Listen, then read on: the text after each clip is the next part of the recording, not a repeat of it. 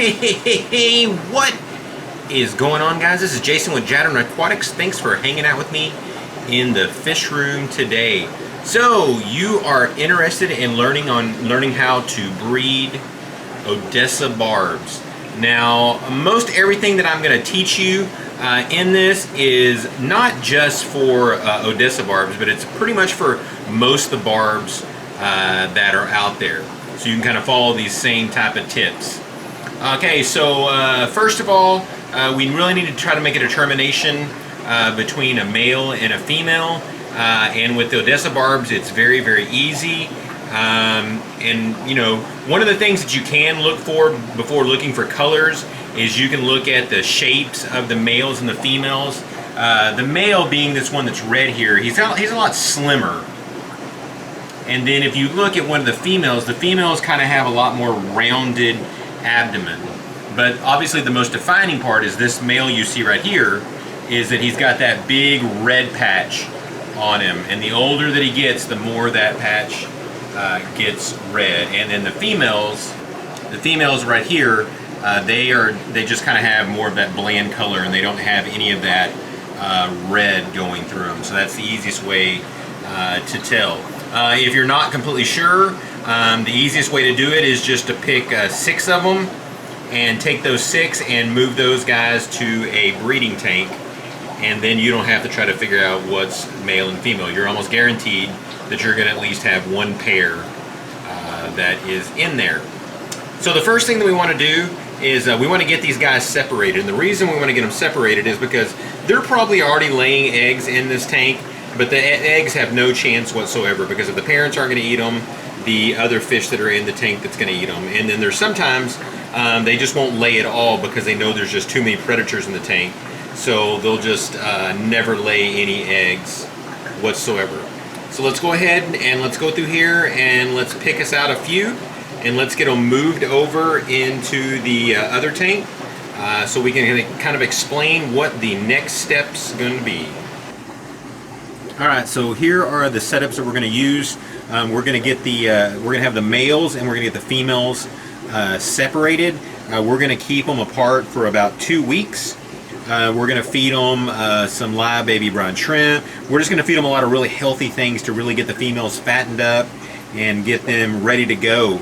That way, whenever we take them and we put them back together, they're going to want to breed like crazy because they haven't been around each other at all. This is not something that you have to do, but if you're trying to get the most possible eggs that you possibly can, then this is the way to do it. So in here, you can see that we've got the females in here, and then down here in the bottom one, of course they're hidden, we've got the males in here.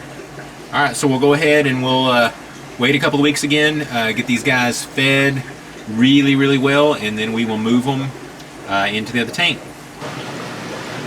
Okay, so here we have the breeding setup. You can see I put the male and the females in here, kept them out for about 2 weeks. I'm going to admit to you though, I didn't feed them the way that I should. I suggested before that you probably feed them about twice a day, some type of live food or something frozen to get them really fattened up. So the females aren't absolutely huge, so we're not going to get a huge amount of babies, but we'll get some. And so you can see what I've done with this breeding setup is I've tried something a little bit different that I've used before. You can see at the bottom here, the whole entire bottom is made out of marbles. That way when they lay the eggs will easily fall down and get caught way down below into the marbles because it's too deep, and they can't get in there and eat the eggs.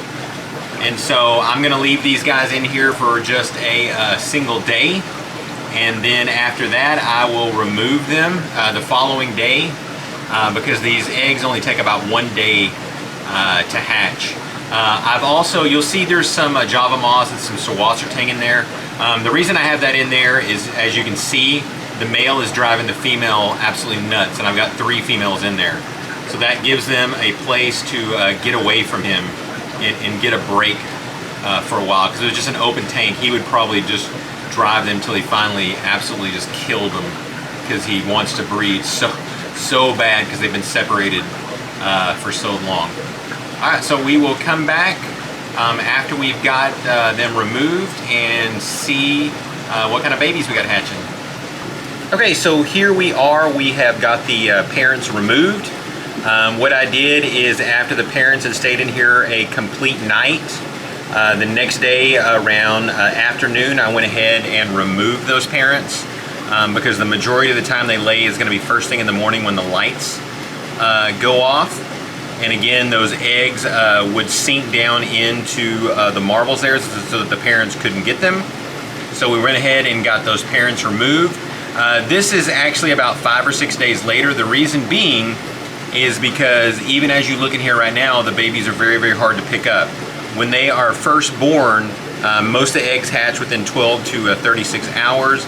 They literally look just like a sliver of glass, so they're very, very hard to pick up. Right now we've got in here probably 20 to 30 babies.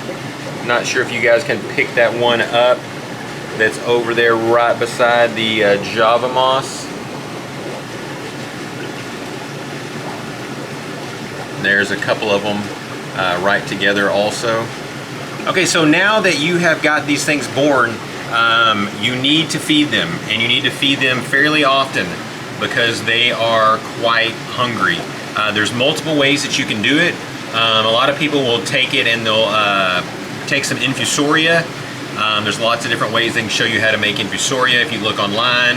Sometimes it's just as simple as taking some water and taking some old fruit or something and putting it down in the water, and the infusoria will naturally form. It's basically just kind of a small microorganism that you can pour in the water, and it gives the fish something to eat.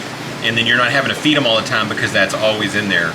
You can also use green water to feed them. I have some green water culture starters on the website if you're interested in getting that. Another thing that you can use to feed them is golden pearls. This stuff is really, really good. It comes in a bunch of different sizes. You can see this one is 200 to 300 microns. But when you're starting off, you want to get the 0 to 50 microns. That's the smallest one that they make. As you can see, it's got a bunch of really high quality stuff in it, so it's got a tremendous amount of protein and stuff that they need. This stuff is basically in a powder form. So I like to take just like a little makeup brush or a little tiny paintbrush and just dip it in there and then just kind of knock it on top of the water. It's kind of naturally has some air built into it, so it wants to float, so it'll stay up at the top of the water for a long, long time. The problem is when you're dealing with some fish like barbs and tetras, they don't necessarily go to the top of the water a lot to look for food. And the other thing is you end up with a lot of fry that will not eat something unless it's moving. For instance, the golden pearls I can't use on angelfish when they're born because they will only hit something that's moving. Now angelfish you can bring up on baby brine shrimp, but when barbs are first born, they're way too small. You can't bring them up on baby brine shrimp, so you got to use something smaller. So let me show you what I like to use the most is my favorite thing. And again, I'll use it kind of in unison with the golden pearls, kind of changing. All right, so here is my favorite thing to use. This is a micro worm culture. You can also use banana worms, Walter worms. They're all pretty much the same thing. They're just a little bit different in size, but they're both just super, super small. So it doesn't really matter which one you use. They pretty much look the same too. This is also, I sell these starter cultures on the website too if you're interested in getting one of these. Super, super easy to take care of. The only thing you really need to do is just make sure you stir this thing at least a couple of times a week so it doesn't go bad on you. But what you can see is if you look along the edges here, those are millions and millions of tiny, tiny worms, or they're actually called nematodes, that are all along the edge. So they basically just serve themselves up to you. So you're not having to dig around into this funky oatmeal mess here. You're just having to get there on the side to get you a little bit. So, you know, all I ever do is just take one of my fingers,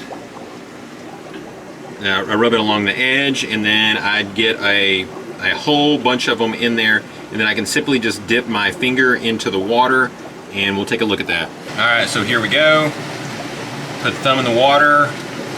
You can see that those worms start to disperse, and they start going everywhere. And the good thing about these worms is they'll live in this water sometimes 24 to 48 hours. So it gives the babies a long time to be able to eat on these. So you have the ability to just feed once a day with these. So it's not, you're not having to babysit these all the time, and it's a whole lot easier to take care of than baby brine shrimp. And you can probably see there up at the top, some of the babies are already starting to go after those worms. They absolutely love them. And then what you can do once they get up a little bit older, you're looking for them to be about the size of a baby guppy when it's born. When it's about that size, then you can move on to baby brine shrimp. That is the fastest way to grow them up. If you don't like having to hatch out baby brine shrimp, you can actually buy decapsulated brine shrimp. I'll link that down below also. It's the exact same thing as brine shrimp, but it's not. It's still in the shell, and it's had a chemical that removes the shell. So whenever they eat it, it's the same as eating a live baby brine shrimp. Except, I mean, it has the same nutritional values. It just doesn't have the movement. So again, you're going to run into some finicky fish that won't eat unless it's moving. So you can see these guys absolutely love it when it's moving. That's why they're going after the worms. All right, there you go, guys. I hope you enjoyed this video. Looking at making more and more of these breeding type videos. So much fun breeding fish, so much fun coming in here and seeing a bunch of babies. There's just nothing more exciting in the fish room. You guys got any questions or comments, be sure and leave them down below. So thanks again, guys, and God bless.